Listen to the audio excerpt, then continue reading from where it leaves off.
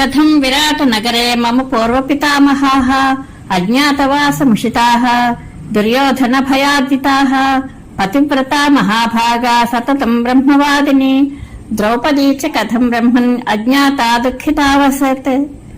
జనమేజయుడు వైశంపాయనుని ఇట్లు ప్రశ్నించాడు. బ్రహ్మజ్ఞాని నా ముత్తాతలైన పాండవులు దుర్యోధనుని వల్ల భయంతో అజ్ఞాతవాసం ఎలా గడిపారు? కష్టాలలో ఉన్న హరిస్మరణం విడువని సౌభాగ్యవతి పతివ్రత అయిన ద్రౌపది అజ్ఞాతంగా ఎలా ఉండగలిగింది? వైశంపాయనుడు ఇలా చెప్పాడు.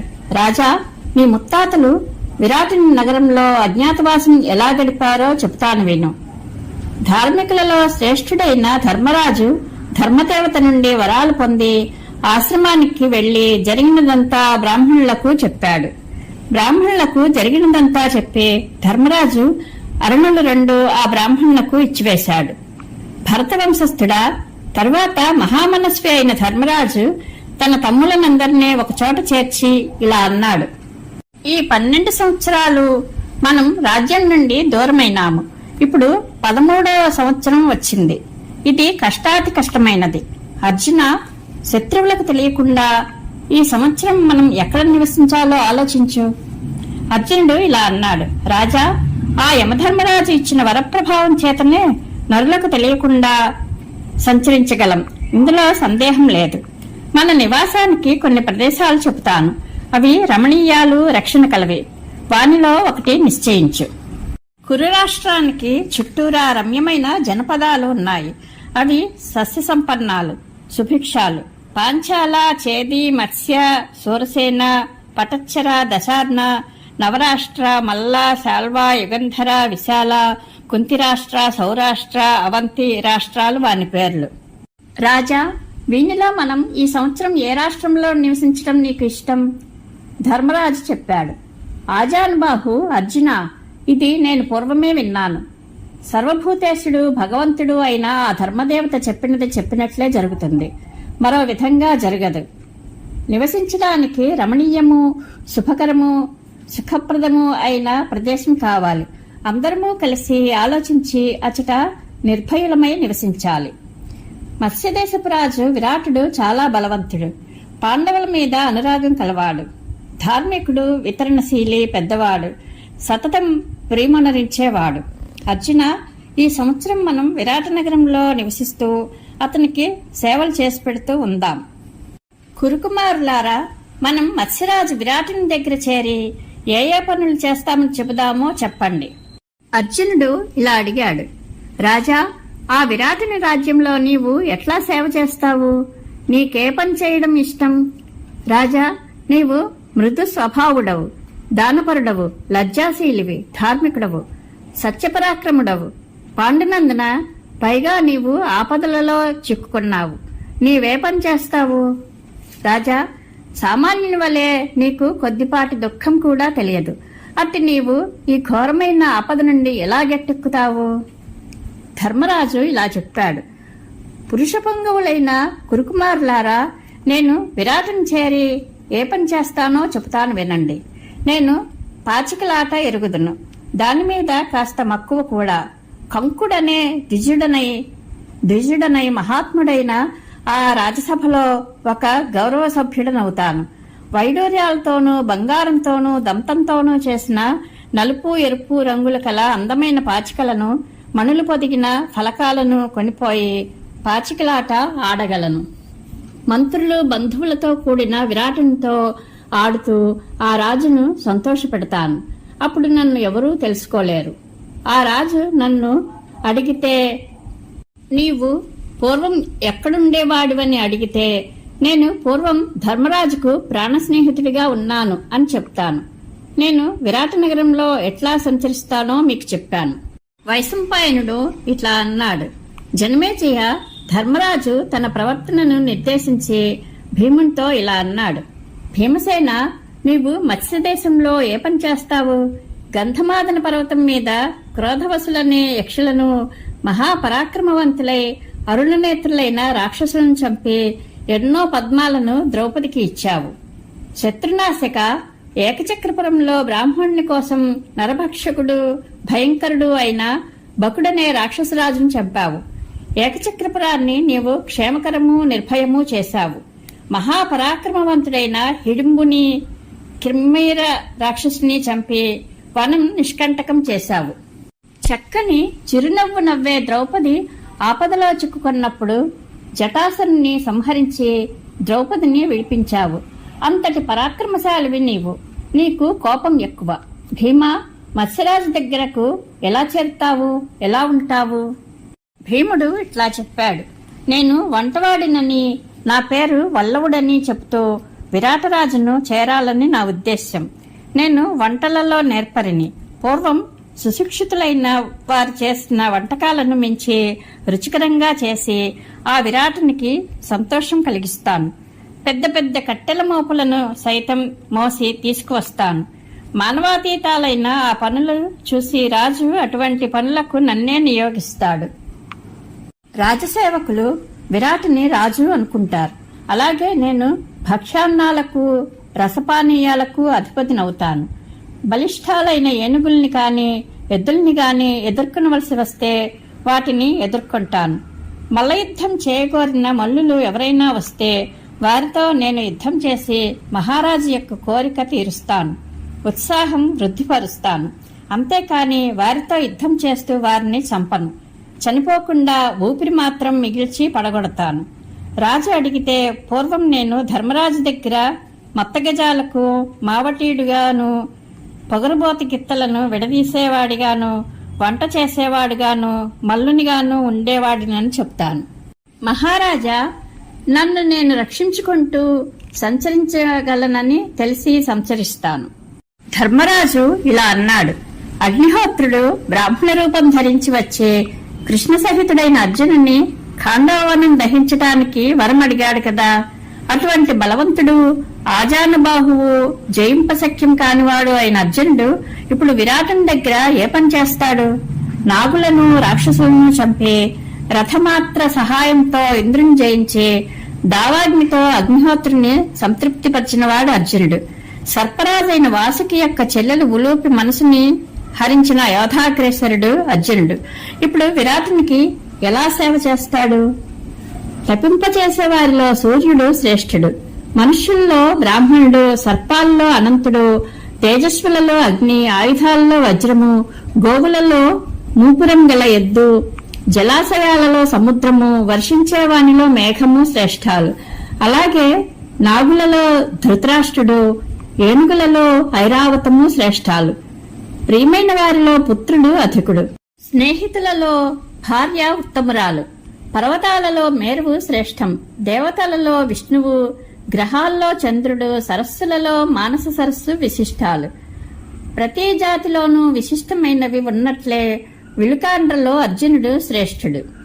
వైభవంలో ఇంద్రునికి తీసిపోనివాడు, కృష్ణునితో సమానమైన తేజస్సు కలవాడు, గాంధీవధారి, శ్వేతాశ్రుడు అయిన అర్జునుడు ఈ విరాటుని దగ్గర ఏం చేస్తాడు? ఇంద్రుని ఇంట్లో 5 ఏళ్లుండి మానవులను ఆశ్చర్యపరిచే అస్త్రయోగం తన పరాక్రమంతో పొంది దేవరూపంతో ప్రకాశిస్తూ దివ్యాస్త్రాలు సాధించాడు అర్జునుడు. అర్జునుడు రుద్రులలో 12వ వాడు, ఆదిత్యుల్లో 13వ వాడు, వసువుల్లో 9వ వాడు, అట్లే గ్రహాల్లో 10వ వాడు అని అనుకుంటాను. అర్జునుడు భుజాలు 2 దీర్ఘములై సమానములై వింటి నారి దెబ్బలతో కఠిన చర్మం కలిగి ఉంటాయి. అంతేకాదు 2 చేతులకు కిణాలు ఎద్దుమూపురాల వలె ఎత్తుగా ఉంటాయి. పర్వతాలలో హిమవంతునిలా, నదుల్లో సముద్రంలా, దేవతలలో ఇంద్రునిలా, అగ్నులలో హవ్యం మోసుకుని వెళ్లే అగ్నిహోత్రునిలా, మృగాల్లో పెద్ద పులిలాగా, పక్షులలో గరుత్మంతునిలాగా, యుద్ధవీరుల్లో అర్జునుడు శ్రేష్ఠుడు. అటువంటి అర్జునుడు విరాటుని దగ్గర ఏ విధంగా సేవ చేస్తాడు? అప్పుడు అర్జునుడు ఇలా అన్నాడు. రాజా, రాజసభలో నేను పేడినని చెప్తాను. నా చేతుల కిణాంకాలు చాలా పెద్దవి, దాచుకోవడం చాలా కష్టం. చేతులకున్న ఈ కిణాంకాలను గాజులతో దాచుకుంటాను. అగ్నిలా ప్రకాశించే కుండలాలు చెవుల నుండి తీసివేసి చేతులకు శంఖాల గాజులు తొడుక్కుంటాను. తృతీయ ప్రకృతి పొందుతాను. శిరోజాలు జడ అల్లుకుని బృహన్నల అని పేరు చెప్పుకుంటాను. స్త్రీభావంతో పలుమార్లు ఆఖ్యాయికలు పాడుతూ రాజును ఇతర అంతఃపుర జనుల్ని సంతోషపెడతాను. విరాటుని పురస్త్రీలకు గీతాలు, విచిత్రమైన నృత్యము, అనేక విధాలైన వాద్యాలు, వీటిలో శిక్షణ ఇస్తాను. రాజా, బహువిధాలైన కర్మల సదాచారం ప్రజలకు తెలుపుతూ మాయతో నన్ను నేను గోప్యంగా ఉంచుకుంటాను. రాజు అడిగితే నేను పూర్వం ధర్మరాజు భవనంలో ద్రౌపదీదేవికి పరిచారికగా ఉండేదాన్ని అని చెప్తాను. రాజా, ఈ విధంగా నివురుగప్పిన నిప్పులాగా విరాటుని అంతఃపురంలో సుఖంగా సంచరిస్తాను. వైశంపాయనుడు ఇలా చెప్పాడు. పురుషశ్రేష్ఠుడు, ధర్మజ్ఞుడు అయిన అర్జునుడు ఇలా చెప్పి విరమించాడు. మళ్లీ ధర్మరాజు మరో తమ్మునితో ఇలా అన్నాడు. నకులా, నీవు విరాటుని నగరంలో చేసే పనిని గురించి చెప్పు. నీవు సుకుమారుడవు, సూర్యుడవు, అందమైన వాడవు, సుఖభోగాలు అనుభవింపదగిన వాడవు. నకులుడు అన్నాడు. నేను విరాట మహారాజుకు అశ్వబంధకుడనవుతాను. గుర్రాల రక్షణలో నేర్పరని. గుర్రాల గురించి అన్ని విధాలైన జ్ఞానము నాకుంది. గ్రంథికుడనే పేరుతో వ్యవహరిస్తాను. ఈ పని నాకు చాలా ఇష్టం. అశ్వశిక్షణలో నేను నేర్పరని. అలాగే అశ్వచికిత్స కూడా బాగా తెలుసు. నాకు గుర్రాలంటే నీ వల్లనే చాలా ఇష్టం. మహారాజా, విరాట నగరంలో జనులు నన్ను అడిగితే వారికి నేను పూర్వం ధర్మరాజు చేత అశ్వాల అధికారిగా నియమింపబడిన వాడను అని చెప్పి విరాట నగరంలో ఎవరికీ తెలియకుండా సంచరిస్తాను. ధర్మరాజు ఇలా అన్నాడు. సహదేవ, ఆ విరాటుని దగ్గర నీవే పని చేస్తూ ప్రచ్ఛన్నంగా సంచరిస్తావు? సహదేవుడు ఇలా అన్నాడు. విరాటరాజు దగ్గర గోపరీక్షకుడనవుతాను. నేను ఆవులను రక్షిస్తాను, పాలు పితుకుతాను. గోవులను పరీక్షించడంలో నేను నేర్పరిని. తంతిపాలుడనే పేరుతో ప్రసిద్ధుడనై నేను నేర్పుతో సంచరిస్తాను. నీ మనోవ్యథ విడువుము. రాజా, విరాటుని పశువులు నాచే రక్షింపబడి రోగరహితాలు అవుతాయి, పుష్టి కలిగి అభివృద్ధి చెందుతాయి, చాలా పాలు ఇస్తూ ఎక్కువ సంతానం కలిగి ఉంటాయి, శక్తి కలిగి జ్వరమనే దోషం చేరకుండా ఉంటాయి, చోరభయం ఉండదు, రోగమనే పులి దరిచేరదు. రాజా, ఉద్వేగం లేకుండా నిరామయంగా ఆరోగ్యంగా ఉంటాయి ఆవులు. పూర్వం గోవిష్యంలో నీ చేత నేనే నియోగింపబడేవాడిని. అందులో నా నేర్పు నీకు తెలిసిందే కదా. ఆవుల లక్షణము, సంచారము, వాటి మేలు అంతా నాకు తెలుసును. రాజా, ఇంకా చాలా విషయాలు తెలుసు. మంచి లక్షణాలు గల ఎద్దులను కూడా పసికడతాను. ఏ వృషభాల మూత్రం వాసన చూస్తే గొడ్డుటావులు కూడా చూడి కడతాయో నాకు బాగా తెలుసు. ఇలా నేను గోసేవ చేస్తూ సంచరిస్తాను. సదా ఇది నాకిష్టమైనది, ప్రీతి కలిగిస్తున్నది. నన్ను ఎవరూ కనిపెట్టలేరు. ఈ విధంగా విరాటుని సంతోషపెడతాను. ధర్మరాజు ఇలా అన్నాడు. ఈమె మనకు ప్రియమైన భార్య, ప్రాణాల కంటే ప్రియమైనది, తల్లి వల్లే రక్షింపదగినది, పెద్దక్క గారి వల్లే పూజ్యురాలు. ద్రుపద మహారాజు కుమార్తె అయిన ఈ ద్రౌపది ఏ పని చేస్తూ సంచరిస్తుంది? ఇతర స్త్రీల వల్లే ఈమె ఏ చిన్న పని చేయడం ఎరగండి. ఈమె చాలా సుకుమారి, నిత్యనూతన, చిన్నది, రాజకుమారి, కీర్తిమతి, పతివ్రత, సౌభాగ్యవతి. ఈమె ఎలా సంచరిస్తుందో ఏమో. పుట్టినప్పటి నుండి ఈమె పలు విధాలైన పూలమాలలు, సుగంధాలు, అలంకారాలు, ఎన్నో రకాల వస్త్రాలు ధరించడం మాత్రమే ఎరుగును. ద్రౌపది ఇలా అన్నది. రాజా, లోకంలో చాలా మంది సైరంధ్రులుంటారు. వారు రక్షణ కలిగి ఇతరుల ఇళ్లలో ప్రవర్తిస్తారు. గృహిణులు మిగిల్చిపెట్టిన ఎంగిలి లేని భోజనం చేసి వారు జీవిస్తారు. ఇలా ఇతర స్త్రీలు ప్రవర్తింపలేరని లోకుల భావన. నేను కేశాలంకరణలో నిపుణురాలనని చెప్తూ విరాటుని అంతఃపురం చేరుతాను. రాజు అడిగితే నేను పూర్వం ధర్మరాజు మందిరంలో ద్రౌపదికి పరిచారికగా ఉండేదానినని చెప్తాను. నన్ను నీవు అడిగినట్లు ఆత్మరక్షణ కలిగి సంచరిస్తాను. యశస్విని అయిన రాణి సుధేష్ణను చేరుతాను. ఆమె నన్ను రక్షిస్తుంది. నీకు ఈ విషయమై బెంగ అవసరం లేదు. అప్పుడు ధర్మరాజు ఇలా అన్నాడు. ద్రౌపది, నీవు సద్వంశంలో పుట్టిన దానవు, శుభప్రదంగానే మాట్లాడుతావు, పాపం ఏమిటో ఎరుగవు, పతివ్రతవు, సత్ప్రవర్తనంలో నిలిచేదానవు. పాపపు పనులు చేసే దుష్టుల బారి పడకుండా నడుచుకోవాలి.